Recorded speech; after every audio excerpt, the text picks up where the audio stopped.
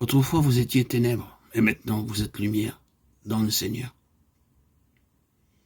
Marchez comme des enfants de lumière, Éphésiens 5:8. N'êtes-vous pas charnel, ne marchez-vous pas selon l'homme, 1 Corinthiens 3:3. Le chrétien charnel dit une chose et en fait une autre. Sa conduite n'est pas conforme à son témoignage.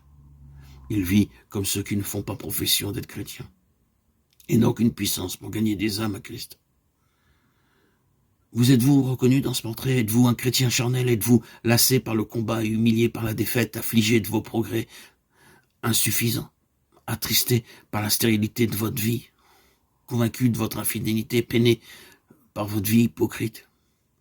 Il y a alors de l'espoir pour vous. Tournez-vous vers Dieu, demandez-lui de briser les chaînes de cette vie charnelle et de vous faire entrer dans la liberté glorieuse des enfants de Dieu.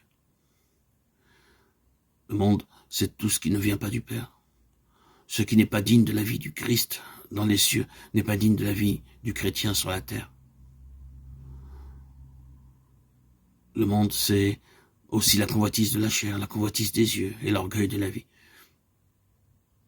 Il se manifeste dans la toilette, la conversation, les distractions, les lectures, les amitiés, par nos désirs et par nos actions. La convoitise de la chair, c'est tout ce qui flatte la chair. Toute concession faite à la mode, tout désir d'accumuler des biens proviennent de la convoitise des yeux. Elle tient les regards fixés sur les choses temporelles. Tout ce qui exalte le moi, tout ce qui développe en nous l'orgueil, le désir de briller, tout ce qui détruit les nobles aspirations de l'âme, la fait ramper et l'empêche de prendre son essor, constitue l'orgueil de la vie. Si vous aimez le monde et les choses qui sont dans le monde, vous êtes alors un chrétien charnel qui menait une vie d'infidélité, adultère que vous êtes. Ne savez-vous pas que l'amour du monde est inimitié contre Dieu? Celui donc qui veut être l'ami du monde se rend ennemi de Dieu.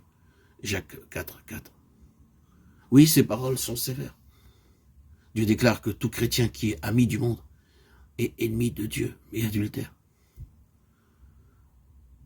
Pour donner à ces paroles leur sens véritable, il faut connaître exactement la signification du mot « monde ».